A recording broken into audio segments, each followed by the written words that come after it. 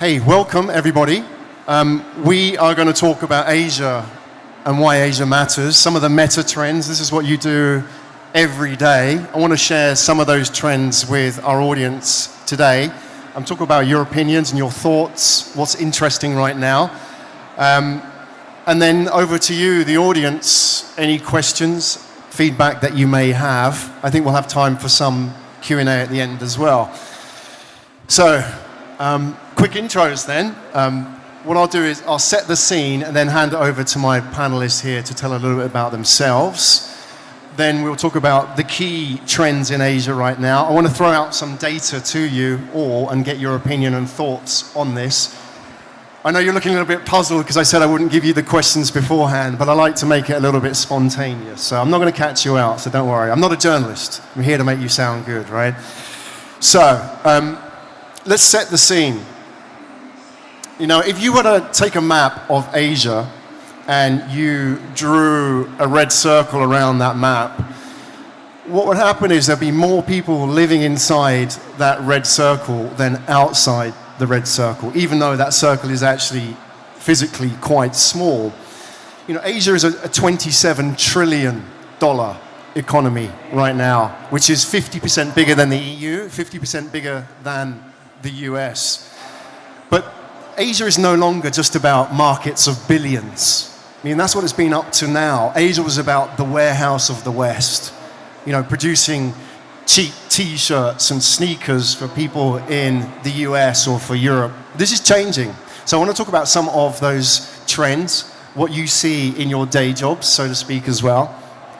So I'm joined by a panel of investors and entrepreneurs who can help answer some of those questions. We're going to focus on those top-level trends and the data, and then hand it over to you, the audience. So, sitting to my right here, the co-director of the Mills Fabrica here in Hong Kong. Mills Fabrica is an incubator and innovation fund. Alex Chan, welcome. Yes. Thank you, people. Let's keep the pace up here. Help me out. Claim to fame is you passed up an opportunity to do a PhD in Imperial, is that correct? To start your first business, I believe. What was your PhD going to be in, just out of interest? Financial mathematics, because my major was pure mathematics. Pure mathematics, and you said no to the doctorship. You were going to go and start your business. There's an interesting conversation there. We'll come back to that in a minute. So English Street, your first business, was acquired by HKT, and your second company was later acquired by Far Eastone in Taiwan. Now you're sitting the other side of the table. Carmen Chan from Click Ventures, welcome. And to my far right, head of Taiwan for Infinity Ventures, focusing on brands, media, and entertainment, having built several gaming, entertainment, media, and toys startups yourself, and describing startups as your passion, which is great. Joseph Huang, Joe, welcome. Just watching here, tell me, your toy startup, what was that? Actually, it was stuffed animals. Stuffed animals? Yes. We had a small stuffed animal business when I was in college in California. What kind of stuffed animals? So I was too cheap to buy stuffed animals for girlfriends, and so I needed to find a way to make a business out of this. Right. And then we tried to sell the stuffed animals and then get the boyfriends to buy it, but then it never worked. And then so eventually we started selling to bigger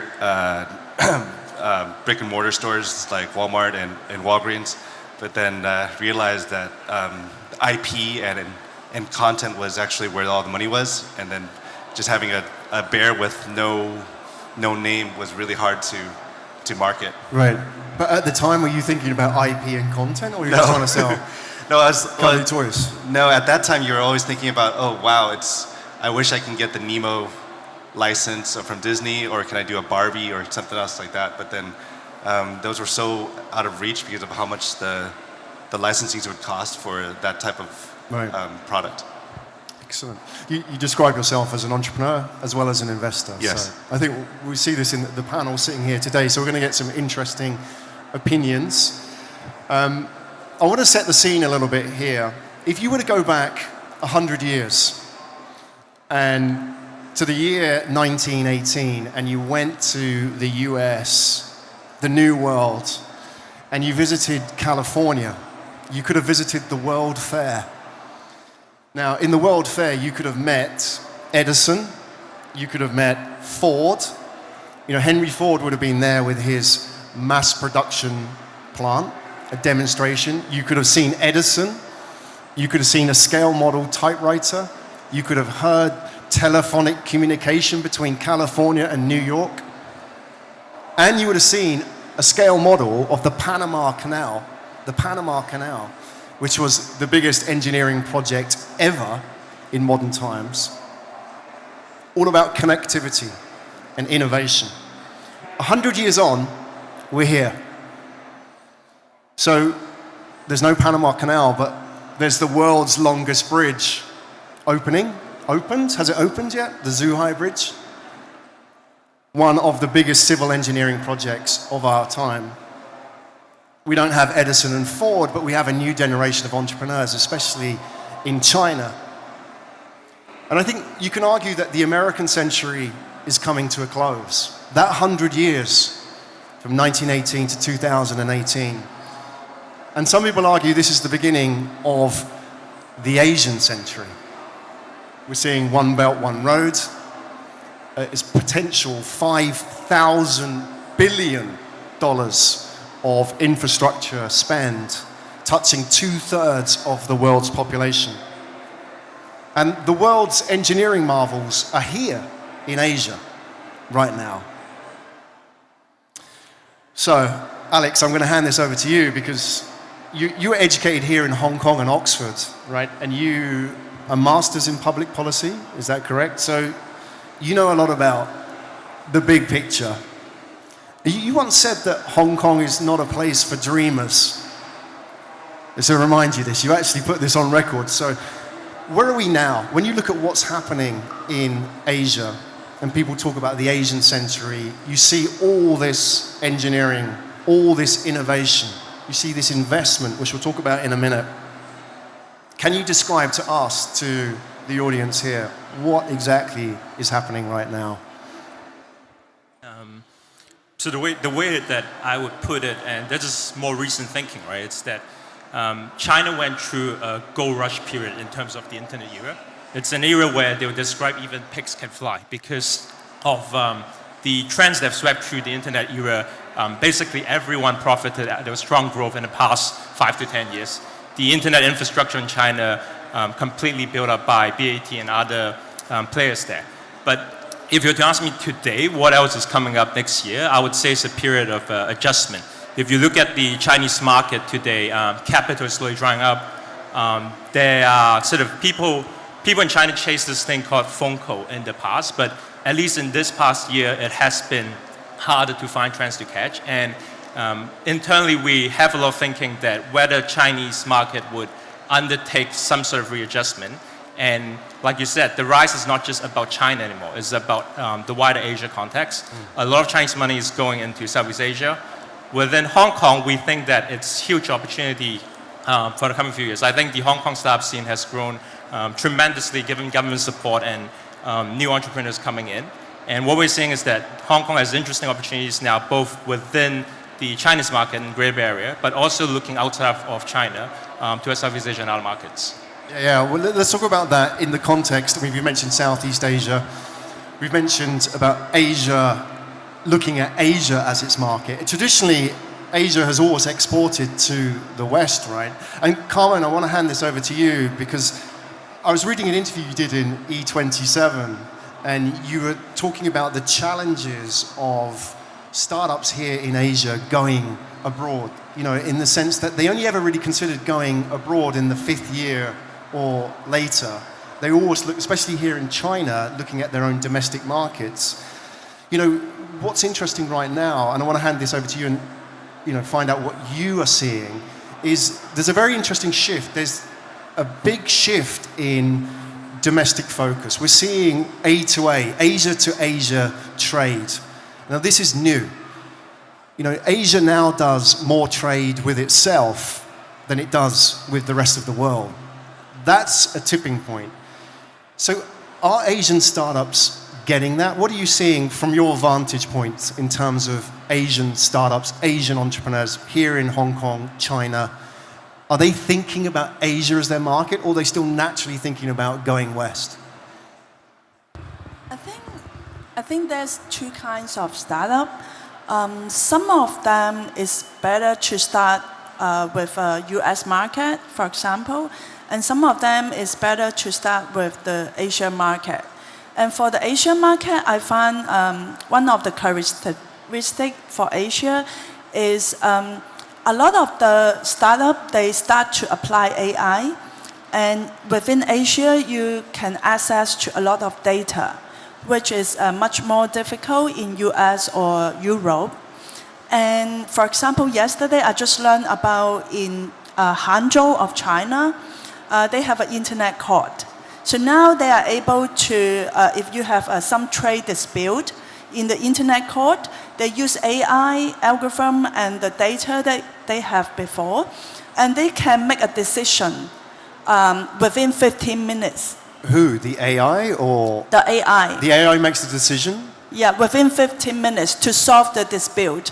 So this is really powerful, and I think it's pretty impossible in Europe at the moment because they have the GDPR new policy. So I think this kind of AI leverage data kind of business model will take off in Asia. What is that? Is that the trust in the machine, the system, from Chinese consumers, Chinese people? Or is it that they've just more advanced technologically in AI? I think there are two sides. One side is for the internet court, they take care of dispute which is less than $500,000 US. So it's a very small amount of dispute. And so they are able to gather data to make a decision really quick. Yeah. And people will just move on. They don't want to waste time on these small amount of money. Wow. Has anybody heard about this AI-driven internet court here in China? Anybody? Well, that's news to us. I mean, that's amazing. I'd like to find out more about that. So that's a new development. Do you think that will become normal in China? Will you see that more in other cities? Yeah. I think I really believe there's a lot of small innovation going on that change our daily life, because every day when you live, you have a lot of process, and the process still coming from many years ago, right? Yeah. And now they are start to using the new mobile technology and even AI to change the process. So for example, like what happened in China is if you have the second generation ID card, you no longer need to have a ticket. If you want to buy a ferry ticket, you just order online, and then your ID card is already the ticket, and you just scan your ID card and you go ahead. Right, it's all connected. So things like that, daily life. In Hong Kong or in a lot of other area, we still have all these old process going on, and these will be replaced with the new process in the future. I would love to find out a little bit more about that, especially you mentioned already that here in Asia, there's more access to that kind of system and data, whereas in the West, if you try and do these things, look at Facebook as an example, what happens? It becomes bad PR for a lot of companies. There's more acceptance here in Asia. We'll come to that again in a minute. But you've mentioned as well the innovation side. I want to turn this over to Joe. Entrepreneurialism in Asia. Now, you were educated in the US? Yes. You were educated in the US. So did you grow up in the US? Yes. I spent the last 12 years here in Asia. Right. Yeah. So you were born in the US? Born and raised. Okay, so you've seen both worlds. Yes. So I'm really curious, especially 12 years. This is a magical time, really, for Asia, isn't it? That change in entrepreneurialism. I live in Singapore. So in Singapore, we're a little bit different because we still have banks and law firms and, very safe places to get a career. So the entrepreneurialism vibe is catching up there, unlike maybe here in Hong Kong, especially in China, where it's a lot more faster paced and people get entrepreneurialism.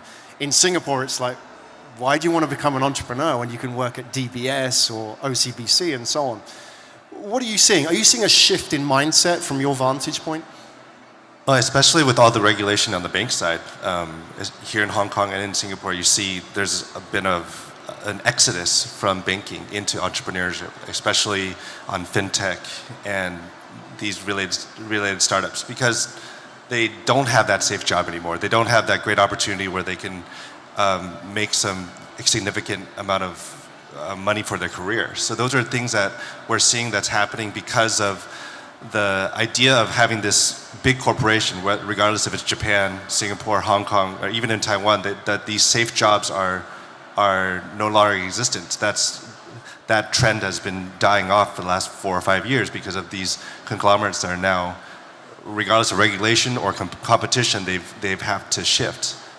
And so that's why it's creating a lot of this new ecosystem for startups. Yeah, we'll talk about this ecosystem. What about the mindsets behind the ecosystem? As an example, I went to Shanghai just a few months back and I visited China Accelerator, and it was a national holiday. I think in other parts of Asia, on a national holiday, it'd be shut down. In China Accelerator, on the national holiday, it was full. Every single startup was there, working away. What about the mindset? Well, I think that's the mindset of an entrepreneur anywhere. I don't think that's not China exclusive. If you're going to start a company, you better be going 24/7, because like every minute when you're only have this much cash, you can't wait that weekend. Yeah. So I think that is those types of drivenness that we're always looking for in when we look for the entrepreneurs or these management teams. Right, but there's no lack of it right now. That's the point. I mean, before there was, right? There was a lot of security and safety. Carmen. Actually, I've seen something different. Yeah, so I think in US, a lot of startups start to talk about the work-life balance. So what I observe is they didn't work as hard as those entrepreneurs in China. And I've seen in Spain, in Barcelona, it's even surprised me. So they start to have the 4 days week during the summer. But this is Spain. That's probably an extra week for him. Yeah, 4 days week during summer. And their summer time is very long, actually. Yeah. And I start to see some of these 4 days weeks concepts start to spread all over the world. And I even see one startup in Hong Kong try to implement that. Yeah. So I think there's two kinds of force. The 996 kind of working style and the work-life balance kind of working styles. 996, you mentioned it. This was made clear to me the first time I visited China. As I understand, your average Chinese works 9 till 9, 6 days a week. Is that what it means, right? Yeah, and you can't exactly. compete against that, right? Yeah. Okay, well, let's talk about the ecosystem side, the investment trends, and what's going on. Speaking from my own position in Singapore, we have now 53 accelerators. 53 accelerators in Singapore. Singapore is a city of 6 million people. That wouldn't even be, in China, a tier 4 city. And it's got 53 accelerators, and it's growing. Some people argue there's too much money out there. Some people argue there's too much support out there. What's happening? Are we seeing a shift in the ecosystem in terms of investment trends? Are VCs changing their attitudes towards investments here in Asia? Are we seeing a change in the way people are building accelerators now? Is it easy enough just to build an accelerator, or do you have to be niche? Do you have to be a fintech or an AI accelerator? Alex, over to yourself. What are you seeing from your vantage point here in Hong Kong? What's happening in the ecosystem, the trends in accelerators and people building out those platforms? I think there's a lesson learned by governments, be it in Singapore or Hong Kong, from seeing the last .com bubble, that when the last .com bubble, money came first. It was really about putting capital into interesting technologies. What they realized this time around is that technologies only, or startups only come when you have the support and incubation. And a lot of people in the ecosystem, governments or corporates, realize that money should only come later. It's about getting the right support to nurture a bunch of talent, nurture them to commercialize technologies first. So that's one side of the equation. But related to that also is that both on the government, on the macro side, and on corporate side, a lot of these accelerators that you mentioned are beginning to be more vertical focused. And if specifically, in the past, it used to be a lot more broader, like governments wouldn't define priority areas, right? Look at, say, Singapore now, defining certain areas, or look at Hong Kong government, right? Defining priorities where they want innovations to focus on and resources that they want to devote on, and then specific corporates or incubators who are devoted to those verticals. If you look at, say, AppWorks in Taiwan, they used to be general internet focused. Their most recent batch has turned to focus on AI and blockchain. And I think increasingly people realize that the biggest problem with a lot of technologies is that it's about finding the right product market fit, and having those vertical focus helps you to better identify the right applications and to really take it to scale. Yeah, we're seeing a definite shift in that side. Moving into, for example, in Hong Kong or Singapore, we have fintech accelerators. In Singapore, it's trying to establish itself with food tech accelerators as well. Everybody's trying to find that brand niche which they can get into, something specific, a differentiation point as well. Okay, and we're also seeing an interesting shift as well, the corporate innovation accelerators. We had in Singapore, for example, Murudi, which was a telecoms-based accelerator, which is just finished, it's ended. They backed that for 3 years, but now stopped it because they couldn't make it work. They couldn't get that corporate innovation thing to work. So we're seeing that shift as well.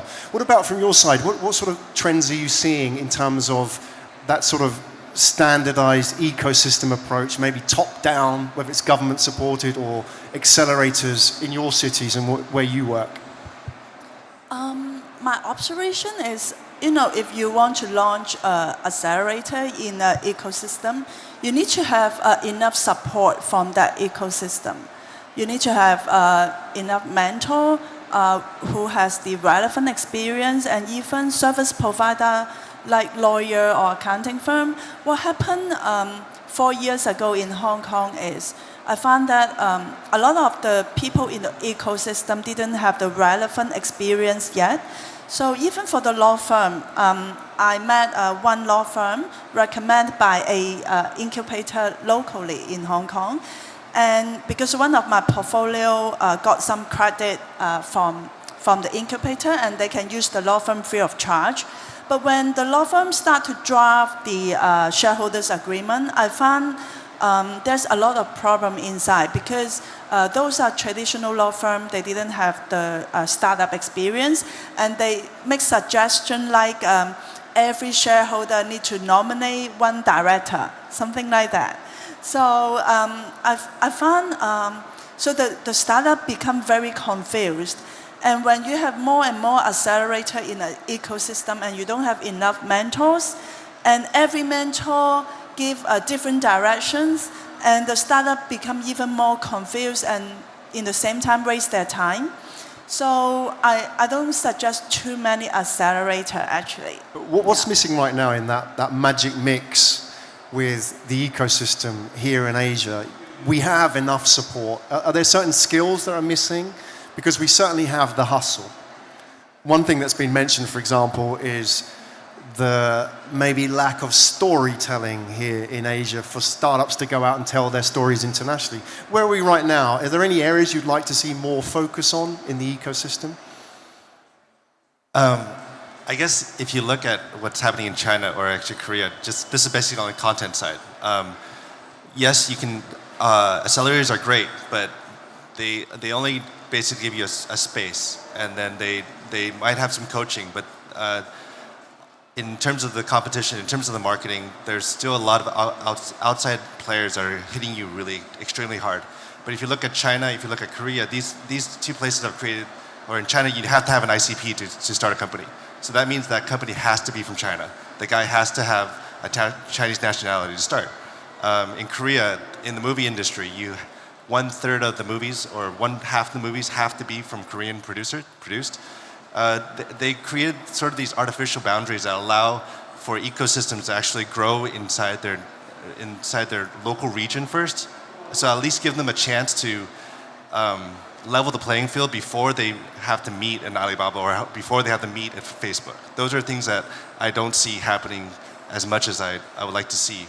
Right, but those are positives, right? Are you suggesting or not? Yeah, those are positives I'm suggesting. Yeah. It's like if the government really wants to help, they need to help us create a more level playing field against like huge conglomerates that have much bigger monies, much more resources than a startup, which it's a great accelerators, but they still need to find that customer. They still need to find those extra marketing spend, Facebook ads. Those are all still things that they still have to compete directly. Okay, so what I want to do is ask the panelists now about what excites them here, because you spend your days with VCs, with startups, with government, with ecosystems. You see the whole range of what's going on here in Asia. And we're talking about key investment trends here. So I want to know what excites you, particularly what the audience may not know a lot about. We all have heard a lot about blockchain, and blockchain got a good ribbing in the last panel as well. But maybe some of the stuff that we don't see, or some stuff from the exhibition here. So what are you seeing at the moment here in Asia, which for you is exciting? Joe, maybe over to you. Yeah, I mean, I don't think blockchain is bad, and I think blockchain is here to stay, and then even tokens are still going to be a big part of what's going on. But you still have to use the fundamentals, or as VCs, we always have to look at the fundamentals of why we wanted to invest in this company, not because it's a sexy buzzword or because we're chasing something, but like if the underlying technology or the underlying business model is correct, then that's what we're supposed to be looking at. So, I mean, we've seen some interesting companies that are using blockchain tokens to actually create a way for inventors to help get their patents off the ground. We've seen AI that helps companies create more films faster. But those are things that are like, it's not. Tell me about that one. AI that helps. Sorry. So one of our portfolios, not to market something, but it was just. Please go ahead. You got the platform. So Glia Cloud, they're a bunch of guys that came out and they said, hey, wait, I can help have this static article on a magazine, and I can read the magazine and then cut and paste pictures and then post together into a 15 to 30 second video and post it on Facebook. And I can do that within minutes, and then I can do it 1,000 times and then create the perfect post that will make the readers want to read this. So that's an incredible story from AI, but where are these guys based? Those guys are based in Taiwan. Right. The one in the patent one for blockchain tokenization, that's based in the US. We're looking at another company in Hong Kong that's doing incredible with just last mile shipping. And so and that's also using the blockchain. So it's not really because blockchain's a bad idea. It was just we love chasing hype, and so but back down to the fundamentals. Once you can see, oh wait, how is their cost per acquisition? What's their lifetime value? Is there enough margin to make this thing work? Those are just great questions that VCs always have to ask, and we as custodians of like our partners' money have to make sure we do a good job with. Yeah. We'll hand it over to questions in a minute to the audience, but I love those kind of applications, like you mentioned, the AI applied to content to do the heavy lifting of what essentially is a spreadsheet problem, right? And that's essentially what it is. And people talk about creativity, but that is a spreadsheet problem. And Carmen, you mentioned as well about the AI-driven court, the commercial court for under $500,000. And I love these applications as well, because these aren't necessarily the ones that get a lot of media attention. They aren't the sexiest applications. They aren't about robots and the machines stealing our jobs, and that gets people scared. It doesn't make great headlines. Oh, you mentioned last mile logistics as well. the very basic fundamentals. This is the stuff that I believe, is really exciting in Asia right now. There's a lot of work going out in that space under the radar very much. This is what I think we need to pay more attention to, because this is actually what changes lives and improves lives. And these are the trends I think we should highlight a lot more. What else are you seeing? Comment from yourself, from your perspective. What excites you? Maybe the stuff, like you mentioned that, the court. I think that's an amazing example. What other stuff can you share with us that you've seen? I think maybe I share some of my observation example. So another thing I see also in China pretty interesting is I went to the Xiamen, and I need to get on an island that you need to have the ID proof for buying a ticket for the island. So what happened is I forgot to bring my ID, and there's also some local Chinese people forgot to bring their ID. But what they can do is they just get in front of the counter, take a photo. Within 1 second, they have a temporary ID print out for them. So everybody in China, their face has been recorded. And is that linked to the ID yes. system, the face that's on record? Right. The face. So now in China, maybe you have heard that they can catch any people, in the street within much shorter period of time.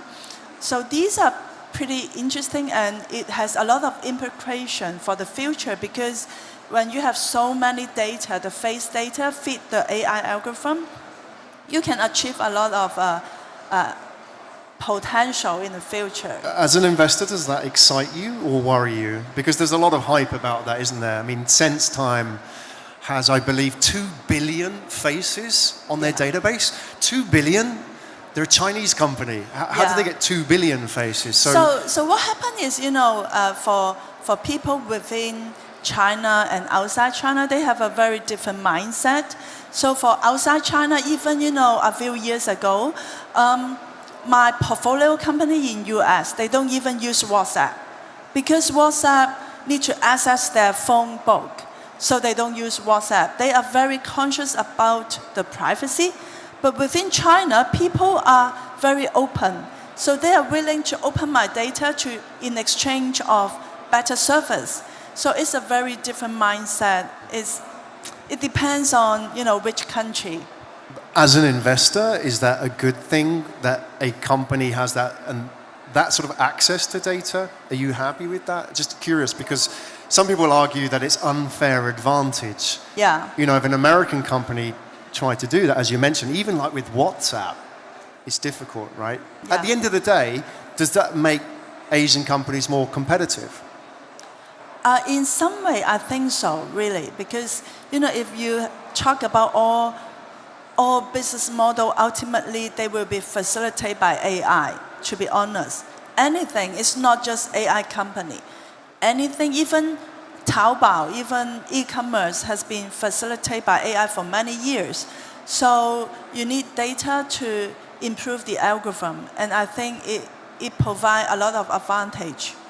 Absolutely. I mean, you mentioned, for example, in retail, the Hema store, which has been mentioned already, that experience has been driven by AI and billions of split tests, A/B tests on data, behavior, experience, and so on. And whether or not, I guess this is the problem with Western media when they talk about Asia, they talk about the philosophy of it all. At the end of the day, these retailers are becoming more and more competitive because they know what customers want and they're able to deliver a better experience. So this is the interesting trend that I feel is that the fact that they have access to billions and billions of people's data means that they are now moving ahead of their Western competitors. And I wonder, at some point, I'll put it to you before we hand it over, we're in the retail conference here. Will we ever see a day, or is it upon us, where we see Asian retailers going to the US? And in the same way people talk about Amazon coming to Asia, will we see them bringing their platforms, their access to big data, their access to payment systems that mom and pop stores can access and enabling American retailers. Are we there? Is that going to happen? Can you see that in the future? Who wants to answer that? Alex, you want to have a go? Try to have a crack, right? If you look at new retail, the whole new retail trend in China, I'll believe that it's, people will always say it's about auto integration, about customer experiences, but I'll believe there's about two things, right? It's partly about BAT trying to become a bank, because new retail means that all transactions, they encourage transactions to go through mobile. It's partly about that, but the more important thesis in new retail is actually about gathering as much consumer data as possible and using that. If you think about, say, a lot of services, internet services that are free, right? It's not actually free because you're actually paying it with your personal data to actually use those services. And we think that at least in China's system right now, that's something that's more commonly accepted. And I'm not sure how much that would fare in the outside of China. The other thing also is within the Chinese system, precisely because of this data gathering and integration, a lot of services are fully integrated.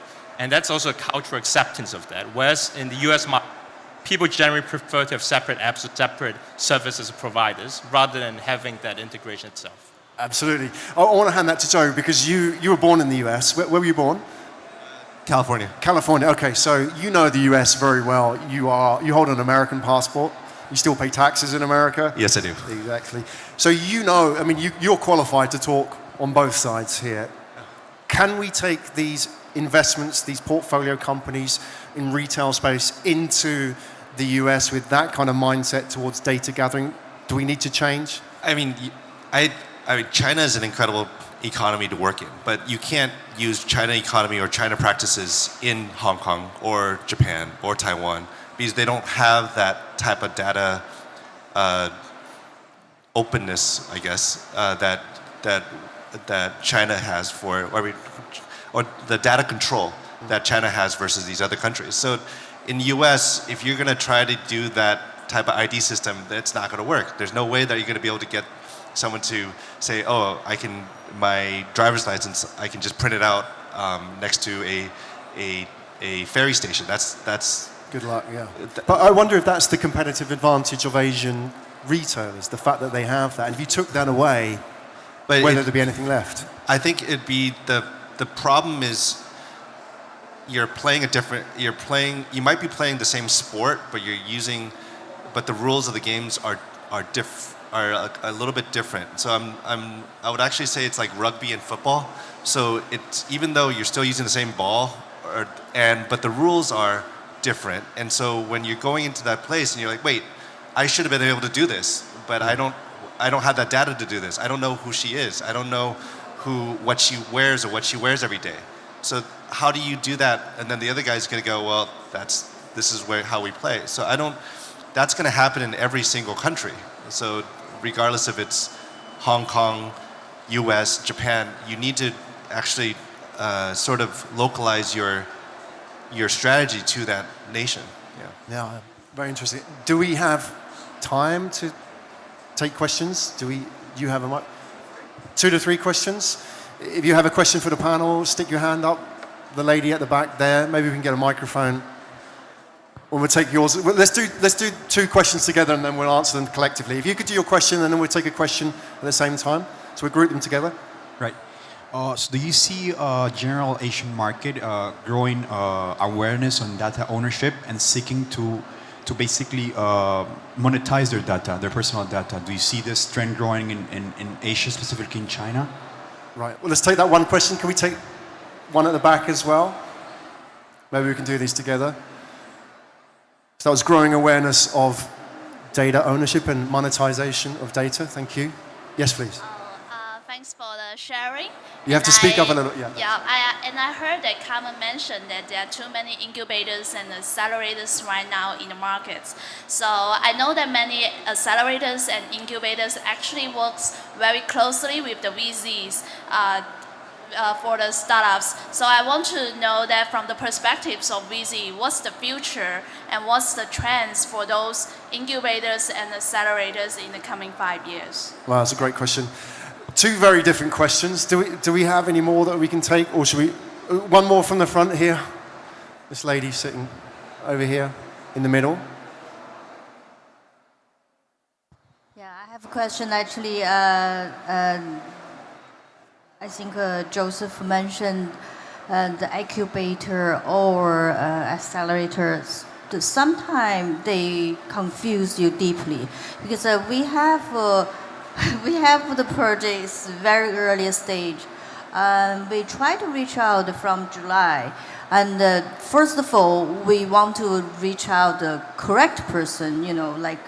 The agent who can really give you that knowledge. Do you have a question, madam? The question is when we follow their step, so give them information, actually we try to disclose the information to them, and there's no follow-up.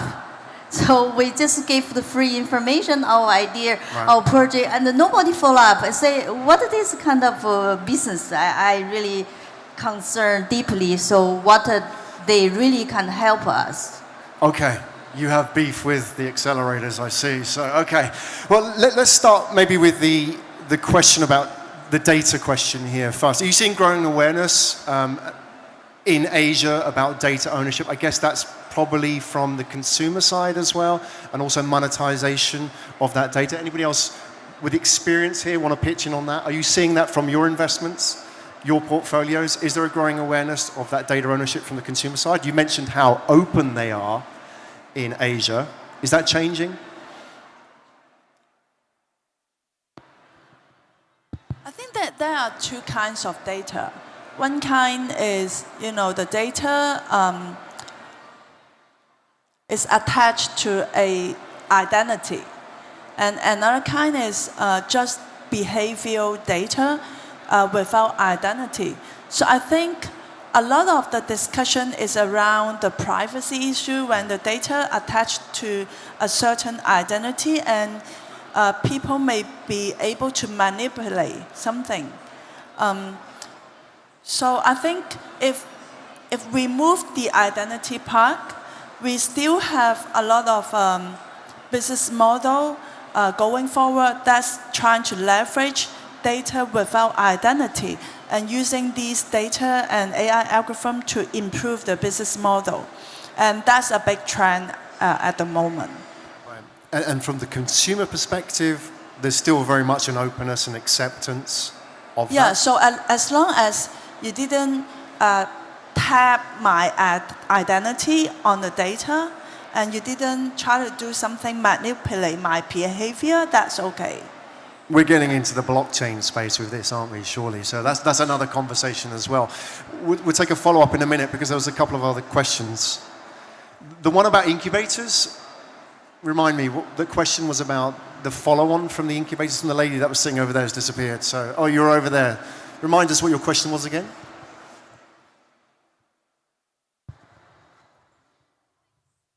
So actually my questions is there are too many incubators and accelerators in the market now.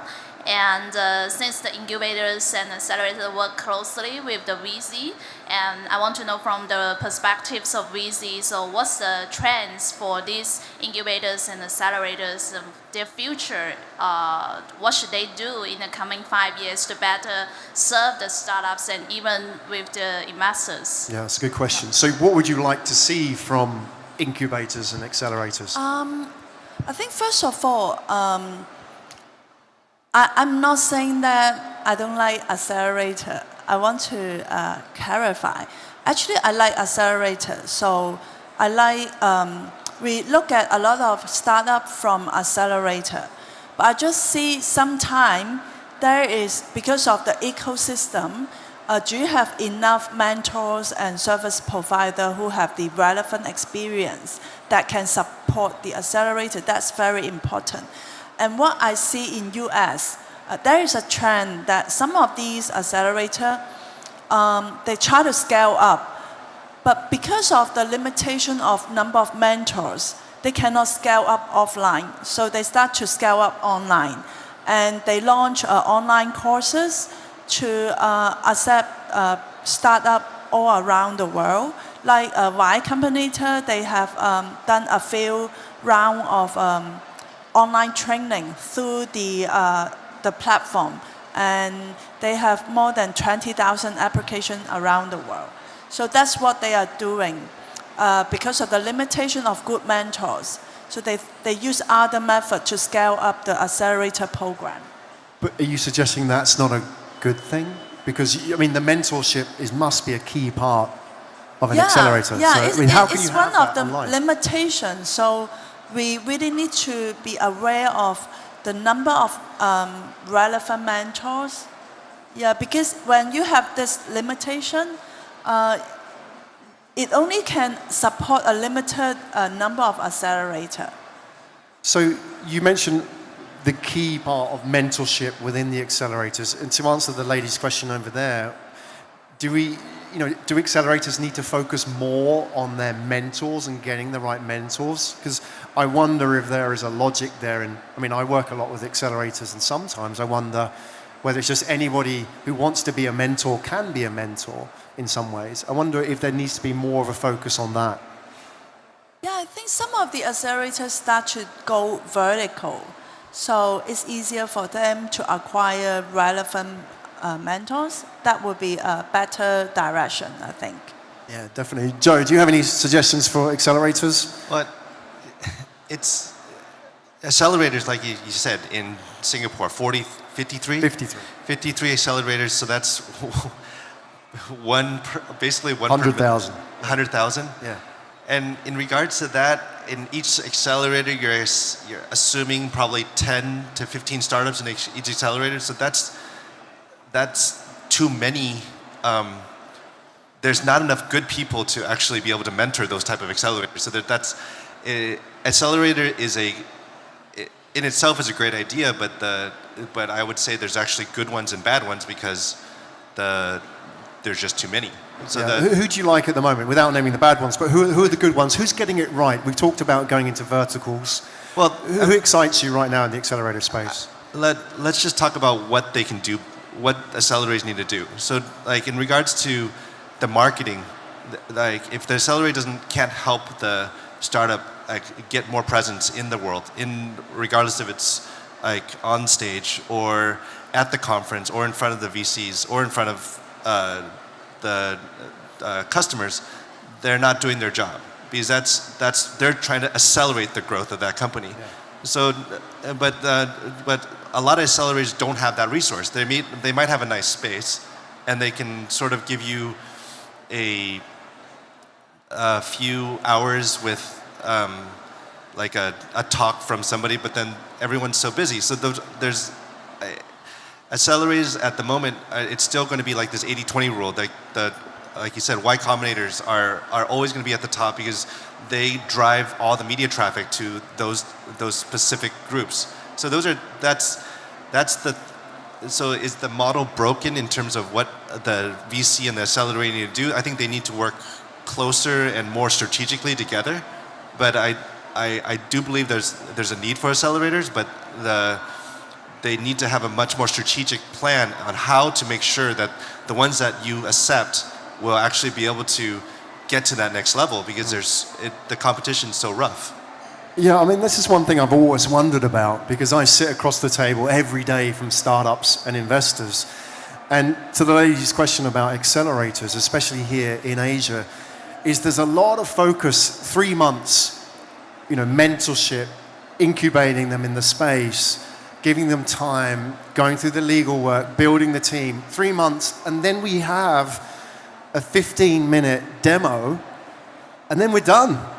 And then I wonder what happens next with the startup because it seems like, we got to get on and do the next batch now.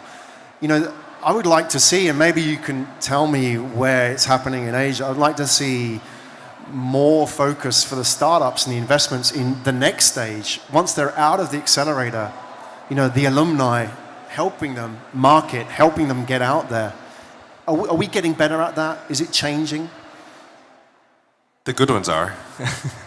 But it's also this sort of self-fulfilling prophecy. Y Combinator will always get the best startups. So then because they get 20,000 applications. So you're always going to you get to pick the best startups to go there. So the other ones that are not so as famous, not so well funded, not so well covered in the media, they don't get that amount of attention. So their startups are going to, of course, have less opportunity to have those resources. So it does need to have more strategic, but it's really hard to work because our KPI versus Accelerator KPIs are different. Like my job is to continually look for good companies. Accelerator's job is to find startups to get in their batch, finish the batch, and go to the next batch. So maybe the KPIs and the way that the business models maybe need to be structured differently, but at the moment, some of them do it very well. Okay, we are good on time. Thank you so much to the audience for your question and participation. There was another question from the lady there. Maybe you can take that out with them at the lunch break. Thank you so much for the insights from the panelists and being very candid, and thank you for sharing your experience with us today. Alexander, Carmen, and Joe, thank you so much for joining and giving us insights into the key investment trends here in Asia. Will you please join me in giving them a round of applause? Thank you for your